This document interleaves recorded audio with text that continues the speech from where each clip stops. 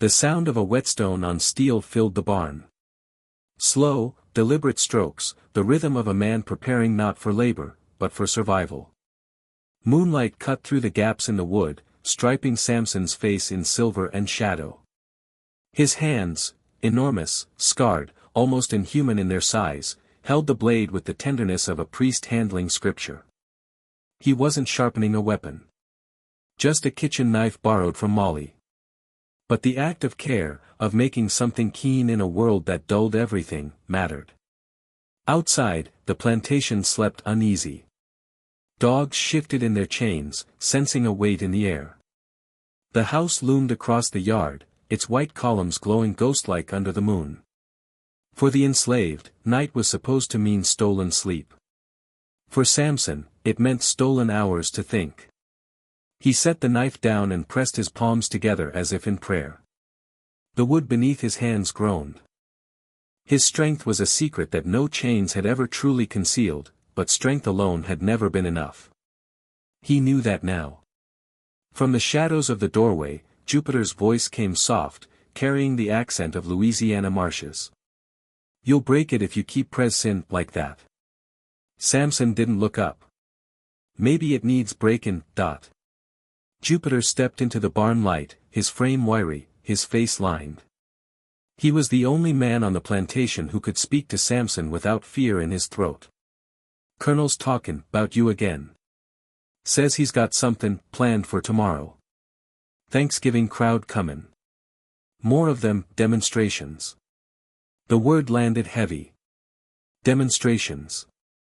What the colonel called his gatherings where men drank brandy and wagered silver to see Samson bend iron, lift weights like a horse, sometimes wrestle a steer to the ground. A spectacle dressed as science. Samson remembered each face watching him, none of them seeing a man, only a creature built to astonish. He picked up the knife again, turned it in the light. "What they expect," he said, more to himself than Jupiter. "What you expect?" Jupiter asked.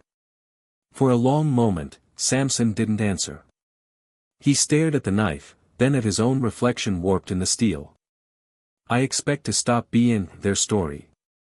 The barn door creaked open again. Molly, broad-shouldered and brisk despite the hour, slipped inside carrying a cloth bundle. She set it down without a word. Inside, cornbread, dried apples, a flask of water. She didn't meet Samson's eyes, but her hands lingered on the bundle as if to say take it when the time comes. "You best rest," she muttered, already turning back toward the quarters. Her silence carried more weight than any warning. Samson waited until her steps faded before speaking again. "You ever think the body remembers more than we do?" His voice was low, almost reverent. Jupiter tilted his head. "What you mean?" Samson spread his hand across the barn beam. The wood dipped slightly under the pressure. "Some nights I feel like these hands know things I never learned. Like they was built with a memory older than me. Maybe older than all of us."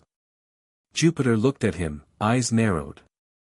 He had heard whispers before, about experiments, about men used like clay for someone else's design. But he said nothing. To name it was dangerous.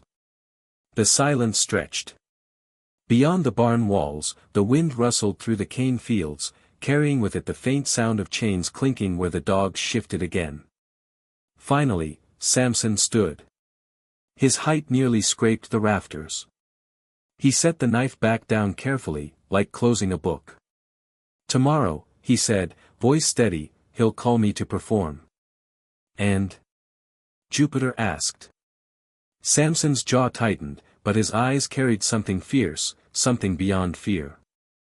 "And I'll decide what's worth breaking." The camera would linger there, on Samson's face half in shadow, half in moonlight, a man balanced on the thin edge between property and legend. Then the scene would cut, to the colonel's house, light spilling from the windows, laughter already echoing faintly from within. The two worlds, one awake in secrecy, the other in oblivious power, moving toward collision. Morning came dressed in smoke and brass. The plantation yard swelled with the creak of wagons, the stamping of horses, the sound of voices too loud for the hour. Thanksgiving had always been Colonel Ruttled's favorite occasion, an excuse to display his wealth, his influence, and his prized possession. Inside the big house, white linen covered the tables, silver gleamed in the firelight, and the smell of roasted turkey mixed uneasily with the sharper odor of tobacco and whiskey. Servants slipped in and out of the dining hall like shadows, carrying trays, catching fragments of conversations that were not meant for them. Samson moved among them, silent, carrying a cask as if it weighed nothing. Eyes followed him even when men pretended not to notice. He was spectacle before the spectacle, a man dressed plain but bearing an aura that unsettled the room. Some of the guests, judges, planters, a visiting professor with pince-nez glasses, leaned toward one another and whispered about what they had heard, stories of bent iron, of cartwheels lifted as though they were children's toys. Colonel Rutled sat at the head of the long table, his uniform jacket stretched tight over a belly swollen with indulgence. He raised a glass, his voice booming. To gratitude, to strength, and to the promise of progress. Progress. The word hung like a blade. To him, Samson was progress, the living proof of his theories, his experiments, his hunger to be more than a planter. He was a man who wanted to write himself into science with ink made from someone else's blood. Samson's eyes lingered on the colonel, then dropped back to the floor. He had learned that stillness was its own form of armor. But inside, his thoughts ran like a river under ice. At the edge of the room, Molly watched him. She knew his silence well. It was the kind that meant a decision had already been made, even if no one else could see it yet. She carried dishes to the table, her face stone, but her hand brushed his arm briefly as she passed. A gesture so small no guest would notice, but Samson felt it like a flame. After the meal came the entertainment. Chairs scraped, voices rose, and the men moved toward the carriage house where the torches had already been lit. The November sky was low, bruised with clouds, as if it too knew the air was waiting for something. Inside the carriage house, the stage was set. Iron bars, blocks of oak, the infamous flywheel gleaming like a steel sun. Rutled loved pageantry. He wanted his guests to gasp, to marvel, to remember.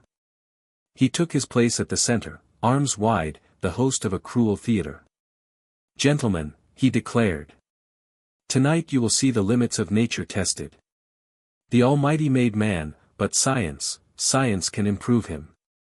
The crowd murmured, half thrilled, half uneasy. A judge dabbed his forehead. The professor scribbled in a notebook with frantic strokes. Samson stepped into the circle of torchlight. Shadows clung to him like a second skin. His chest rose and fell slow, steady, but his eyes were alive, burning beneath the calm. Rutled began with smaller feats. Samson lifted iron bars, cracked oak beams, twisted a horseshoe until it resembled a ribbon. The crowd cheered at first, then hushed, as if some part of them realized they were watching not just strength but something unnatural.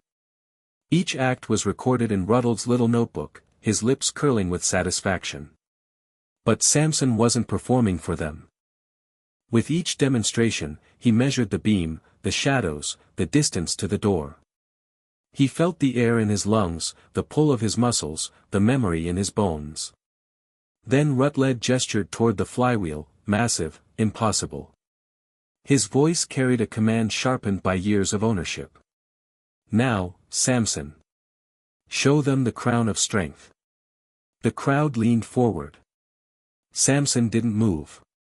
He looked at the wheel, then at the colonel. The air shifted. Silence spread like oil across the floor. "No, sir," he said. The words were soft, but in that silence they landed like thunder.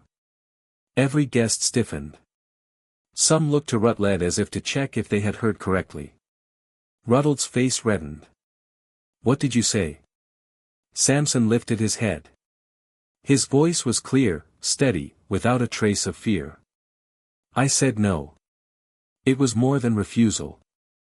It was a break in the script, a hand tearing a page out of history. The torches hissed, a horse stamped outside, and suddenly everyone in that room knew they were standing at the edge of something dangerous. Jupiter, watching from the back, felt his throat tighten.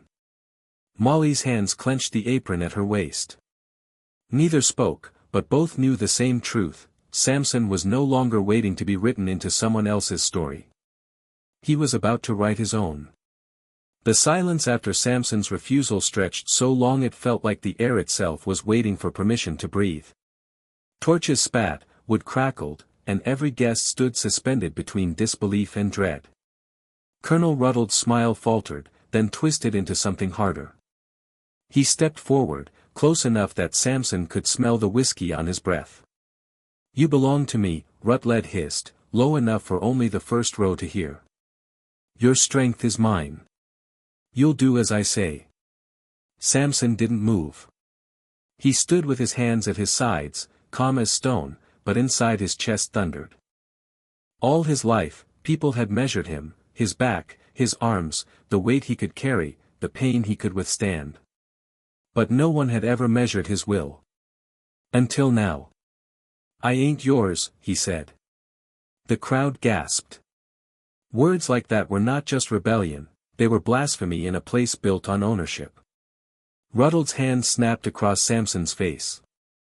The sound echoed against the beams. But Samson didn't flinch. He only turned his head slowly back, eyes locking on the colonel's with a look that stripped the man of his borrowed power. "Lift it," Rutled barked, voice cracking with fury. "Or I'll see you whipped till your back's nothing but ribbons." Samson's answer was silence. The colonel lunged, gripping Samson's arm, meaning to drag him toward the wheel like he would a stubborn mule. It was the last command he would ever give. In a single motion, smooth and terrifying in its swiftness, Samson's hand rose and closed around Ruttled's throat. Not a struggle, not a brawl, just inevitability. The crowd shouted, chairs toppled, but no one moved to intervene. They were caught between horror and awe. Ruttled's eyes bulged, his boots scrabbling against the dirt floor. For a heartbeat, Samson seemed almost sorrowful, like a man forced into something he had long resisted. Then came the sound, sharp, sickening, final. A branch snapping. The colonel's body crumpled at his feet. For a moment, nothing. The guests frozen, their fine coats and polished shoes suddenly useless in the face of what they had witnessed. Samson released the body gently, lowering it to the ground as if laying down a burden. Then he looked at the room. His voice was low, steady, strangely formal. "Gentlemen. Leave." It wasn't a plea. It was an instruction. And they obeyed. Panic took them like fire in dry grass. They tripped over benches, shoved one another toward the doorway, their carriages, their escape. The professor dropped his notebook in the scramble. Judge Dillingham clutched his hat like it might save him. Within moments, the carriage house was nearly empty, the echo of hooves fading into the cold November night. Only Molly and Jupiter remained in the shadows, their faces pale with a mixture of fear and awe. Samson looked at them, but said nothing. His hands trembled now, not with weakness, but with something heavier, grief, rage, release. He pressed them against the oak beam beside him, needing something solid. The wood groaned. When he pulled away, deep impressions of his palms remained, carved as if the timber itself had yielded to him. He stared at the marks, then at the lifeless body of the colonel. His breathing slowed. The world felt suddenly wider, as though every door that had been locked was now hanging open, and yet, beyond those doors was nothing but uncertainty. Jupiter stepped forward, whispering urgently. "You gotta go. Tonight. They'll hunt you come morning." Samson's gaze lingered on the handprints in the wood. Evidence. Proof. A message. He turned to Jupiter, his eyes strange, distant. "Let them hunt." Molly touched his arm, her voice fierce. "Don't you dare throw yourself away now. Not after this. You hear me?" Samson nodded once, but his thoughts were elsewhere. He wasn't thinking of running, or hiding. For the first time, he was thinking of what it meant to be free, not just in body, but in choice. Outside, the night seemed to bend around him. The dogs had gone silent, the air heavy with the knowledge that something had shifted forever. He stepped into the yard, his shadow stretching long against the ground, and looked up at the house that had owned him. Its windows glowed with candlelight, oblivious to the corpse cooling in the carriage house. A strange calm filled him. Not triumph. Not even relief. Something deeper, like the quiet before a storm that no one can stop. Behind him, the oak beam still bore the print of his hands, a scar that would outlast the night, the house, perhaps even the men who fled. Samson walked into the darkness. And the world began to whisper his name. By morning, the plantation was crawling with fear. The colonel's body had vanished. Some swore Samson had carried it off, others whispered the earth itself swallowed it. What remained were those handprints, gouged deep into the carriage house beam. Men touched them with trembling fingers and crossed themselves like they'd brushed against the devil. The sheriff arrived by noon, pale and sweating, with deputies who wouldn't meet Samson's name without spitting. Wanted posters were already nailed to trees, Samson, dead or alive. A bounty big enough to feed a family for years. Samson himself had slipped into the woods before dawn, moving like the silence he'd been born into. But he was not alone. Everywhere he went, the whispers had run ahead of him. Travelers claimed to see a giant moving through the cane fields, women swore they heard trees groaning at night as though bent by invisible hands. The myth of him spread faster than the man himself. Jupiter found him by a creek, crouched low, scrubbing blood from his shirt. His reflection in the water looked strange, half shadow, half man.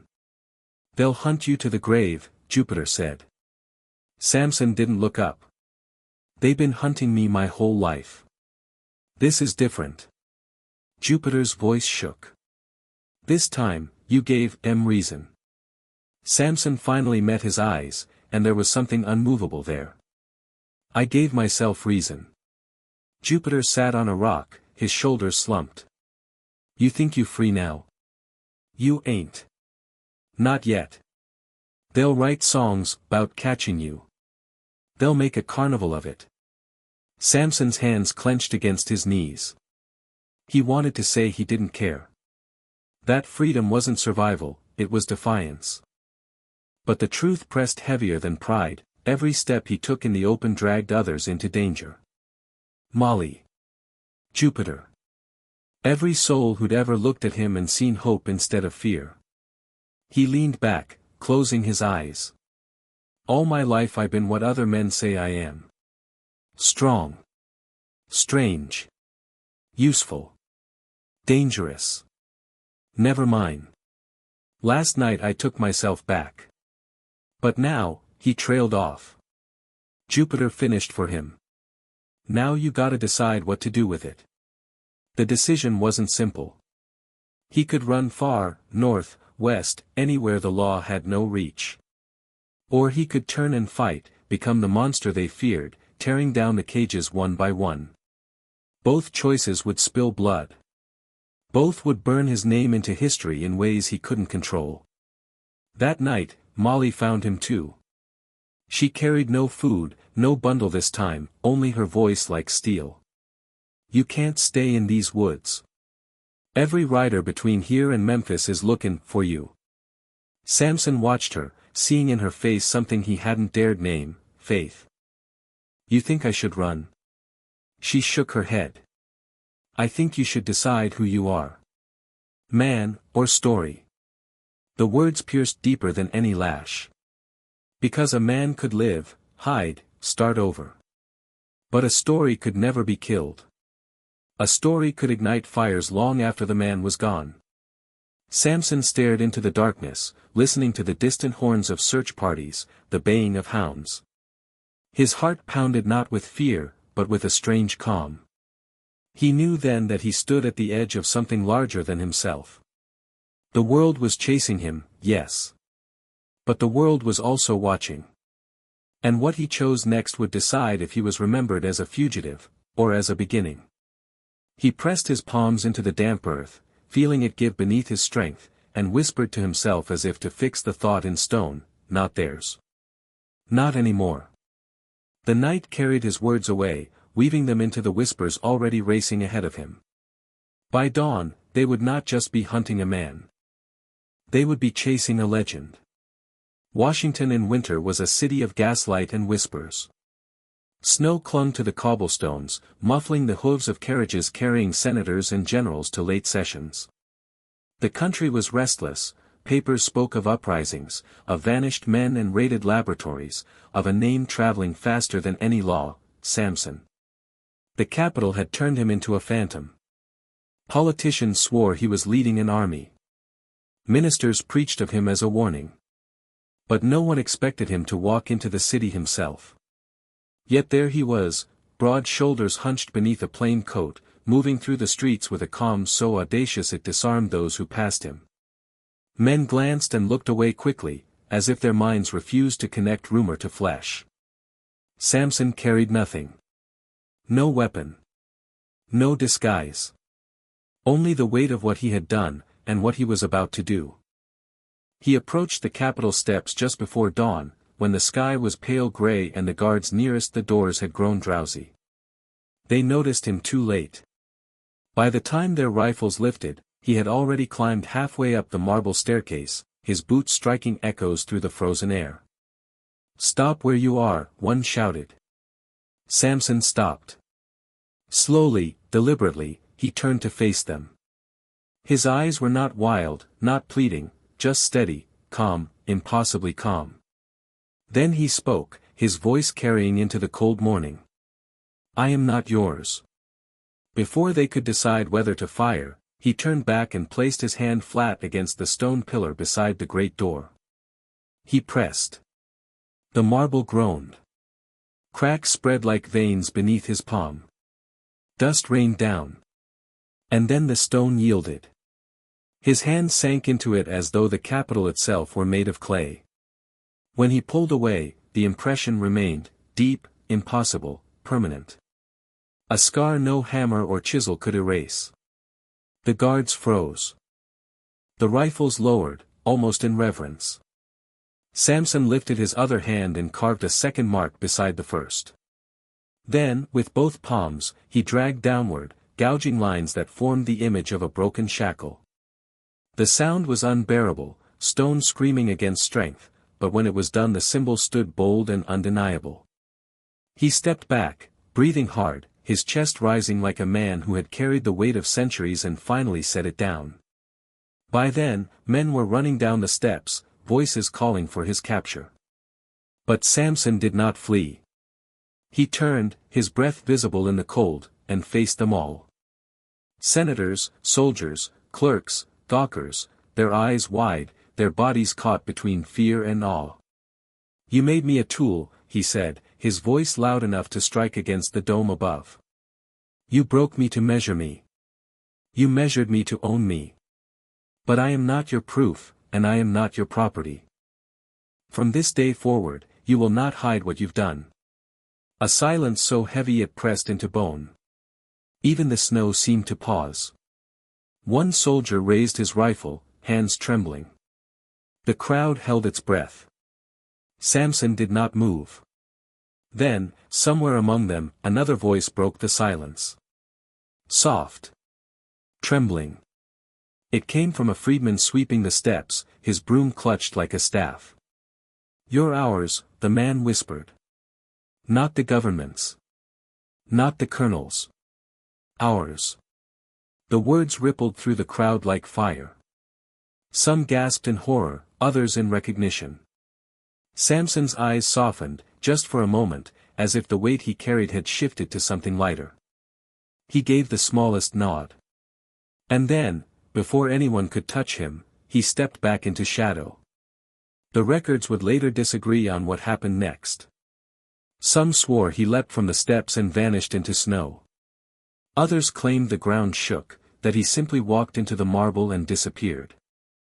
What remained was the mark, 2 vast handprints and the broken shackle carved deep into the Capitol's stone. No proclamation, no document, no sermon could erase it. The city woke to the sight, and the nation shuddered. Samson had not raised an army. He had not toppled the capital. He had left something more dangerous, an image too powerful to be forgotten, a story that could not be controlled. And from that morning on, America would carry the scar of his hands. Days after, the Capitol steps still bore his hands. Crowds gathered in silence, staring at the gouges as if waiting for them to vanish. But the stone did not heal. No chisel could smooth it, no plaster could fill it. Every attempt left the marks deeper, darker, as though the marble itself refused to forget. The government sealed its records. Newspapers printed what little they dared, disturbance at the Capitol. They never printed his name, yet everyone spoke it in whispers. Samson. To some, a monster. To others, a prophet. To all, a reminder. Search parties fanned through alleys and forests, chasing a ghost. They swore he was seen on riverboats, in coal mines, in northern cities where no one asked questions. None could catch him. Some believed he was gone entirely, swallowed into the legend he had carved. But the whispers endured. A woman in Tennessee claimed he freed her son from a laboratory. A miner in Virginia swore he saw shackles twisted into the shape of flowers left at a gravesite. Stories spread like seeds, taking root in places law could not reach. Molly carried her bundle of food to the edge of the woods each week, setting it down without expectation. Sometimes it vanished. Sometimes it didn't. She never asked, never looked back. Jupiter, old before his time, told children by the fire of the night Samson said, "No," he told it softly, like a prayer. And the children pressed their palms against the dirt floor, trying to feel the strength that had moved through one man's hands. In Washington, senators avoided the Capitol's scar. They built railings, planted shrubs, even rerouted tours. But the stone remained.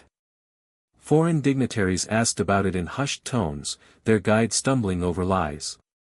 The people who swept the steps at dawn traced the grooves each morning with reverence, as if beginning the day with communion. Samson never returned. Or perhaps he never left. His absence became its own presence, filling the spaces between rumor and faith. He had given no speech of freedom, raised no army, toppled no institution. He had left only the undeniable fact that a man once pressed his hands into marble and made the nation tremble. And maybe that was enough. Because years later, when new voices rose to demand justice, they pointed to that scar and said, "See. The stone remembers. And so do we." The legend did what the man could not, outlived the chains, outlived the silence. Samson became less a fugitive and more a question. Not, where did he go, but what do we choose to do with the strength he left behind? The final line of the story is not written in paper or law. It is written in the hollows of stone, waiting for the next hand to fit inside. And when it does, the echo will return. E1